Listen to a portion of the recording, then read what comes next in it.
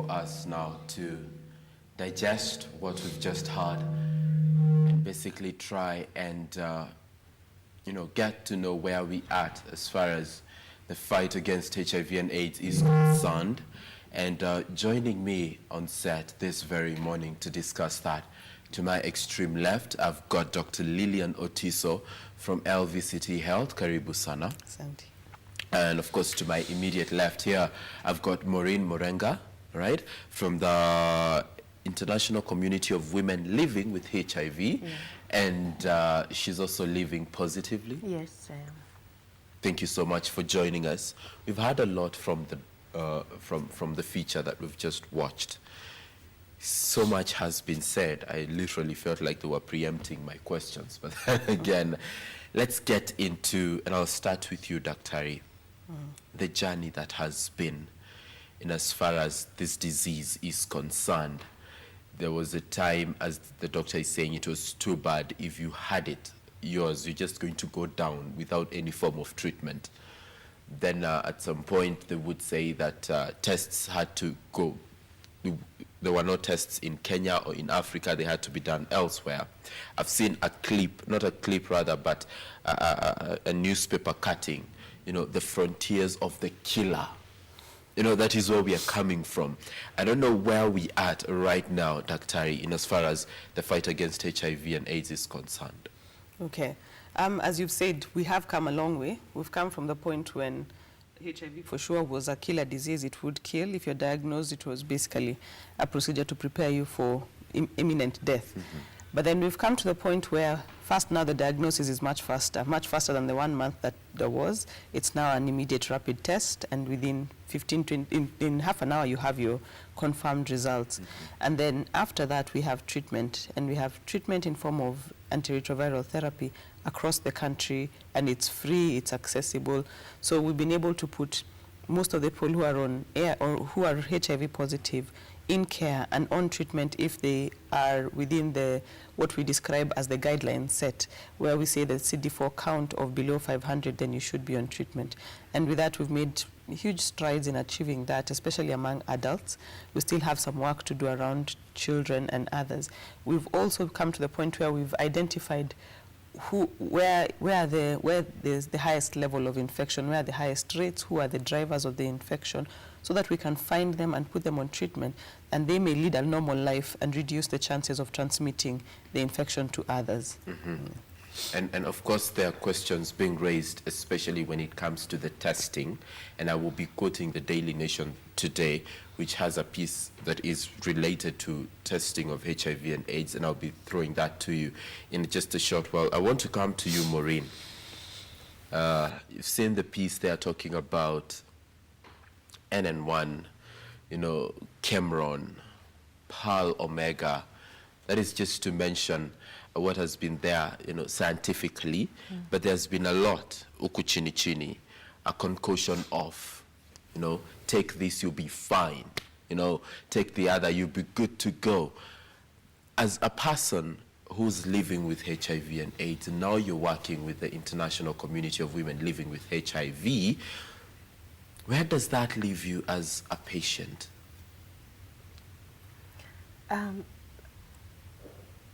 Actually, looking at where we have come from, and HIV having been regarded as like a death sentence, the doctors did not have any hope. So people would look everywhere for hope. And that is why we had a lot of these con men, con doctors, con artists. Everyone was coming with their own concoction. We took grass, we took soil, we took everything, but it didn't work. And it's unfortunate that nothing is happening. And you can even see nowadays in the media, you find someone has a whole TV program saying how much they have made cure for AIDS and stuff like that. But it's not true. But we have lost so many friends. We have lost so many of our colleagues in the hands of these people because they've been given the concussions. And even up to now, there are people who leave their ARVs, which have been proven to work, to go for a cure. Everyone wants a cure. They don't want to be managed. They want to get healed. So they go for the prayers that are fake, They go for the concussions, like for the barber who was in Tanzania, who killed so many of our colleagues in Loliondo, and other people here in Kenya, Kanyare. And so when they look at those testimonies, they actually throw away their medicines to go for that, because everyone is actually looking to be well, and no one wants to be identified with HIV. So if they can get over with it, you know, when you're being managed, you're still HIV positive, even if you look good or if you look healthy, but no one wants to identify with HIV, so they want a quick solution to HIV, and we are still not there, but we are losing people to fake medicines. Which brings me to the point of the cognitive and psychological effect when it comes to HIV and AIDS. And I know earlier on we were discussing this, whereby I was still a young boy, and we had to do this walk around, you know, the environs of our school, and some of us were picked, you know, you're going to wear the monster head with the horns and with the red eyes and everything. Then they would put placards on you, AIDS kills, then either on top or below the AIDS kills message is this skeleton with 2 bones. And you know, for a young child, okay, they thought they were using everyone in the society to get the message across, but in essence, it did scare the hell out of some of us, honestly. And and that is the time also a child is developing, you know, even sexually. So the mere notion of having these feelings for you, you are like, where is the devil leading me? Because that was the phrase AIDS was given. It was a monster, it was a devil. Then let's now talk about the stigma. Yeah. That brought in a lot in terms of people don't want to get associated with you. And people would say that has grown. I would like to know this from Maureen. Has it grown? Or stigma, is it still there? We still have stigma, but lower levels of stigma. It is not as bad as it were in the days. In the days, stigma was driven not only by the photos, but by how people looked. We had sick people who never got well. And they had, you know, those dermatologists, dermatological issues like the skin rashes and kaposies. And they're people you wouldn't even want to touch. I remember when I first went to my clinic, I didn't want to sit on the same bench with the other people I found there. They were sick, they were looking very bad. And you know, that's kind of stigma. But you could not avoid it. And people were coughing and people were spitting blood. It was a bad sight because people were sick. So that also contributed to the levels of stigma we were seeing. And the kind of messaging that we had, you know, like people were not supposed to have body contact with somebody who had died of AIDS or who was ailing. And that's why we had even those who died then being wrapped in polythene bags and being buried deeper than usually. Yes. So it was just that lack of, scientists were still doing research, but the kind of information that was out there in the society was so not very correct. And being that this was a condition that was related to sex, and not only to having sex, but promiscuity, because they used to package it of acha usherati, or if you're promiscuous, then you get HIV. And our society has that notion about promiscuity. So immediately you are HIV positive, you'll be branded as a promiscuous person. Yes. So that would be double stigma. You have this life-threatening disease together with a branding of promiscuity, and therefore you'd find not very many people wanting to associate with you. And another thing, people would look at you as a person who is just becoming a burden, because they would look at you like in a few months you'll be down and bedridden, so you'll be someone else's burden. And those were the drivers, and we are spending on you, on medically, we have to wash you, someone has to sit back and take care of you. So it was really compounded things that brought about the stigma, which we don't have now, because we are taking our drugs and we look healthy, we can go to work and earn a livelihood, so we can play an equal role in the society.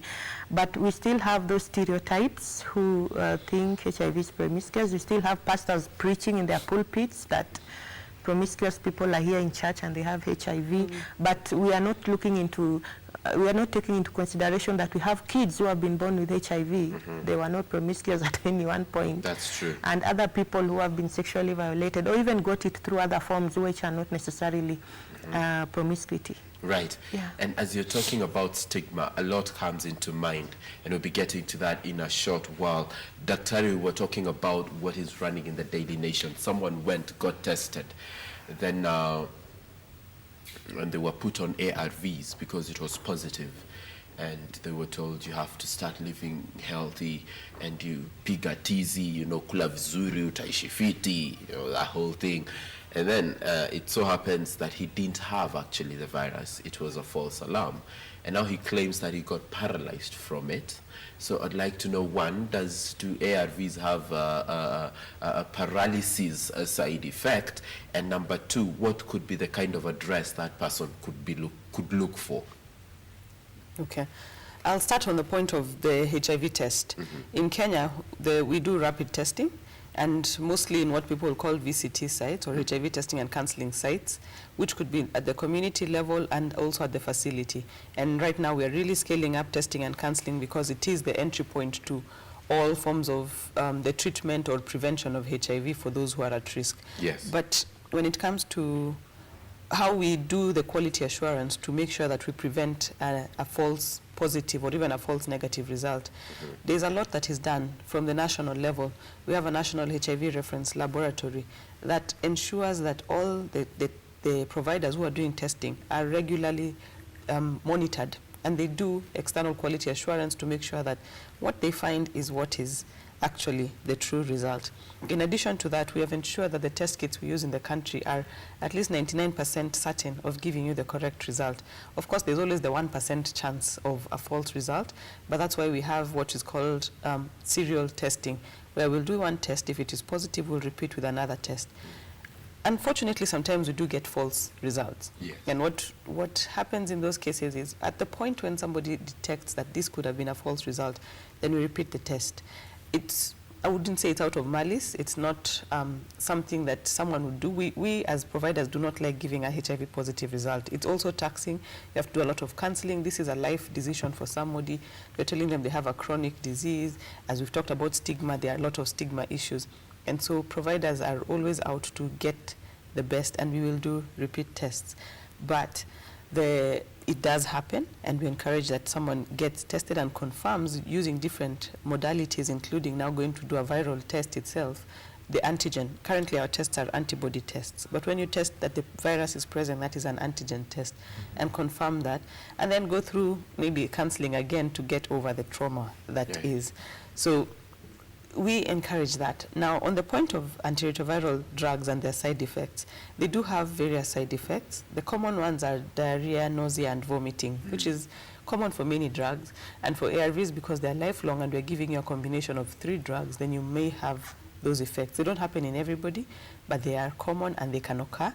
Then we have things like, say, nightmares. We have the neurological effects. So someone gets some tingling sensation or numbness.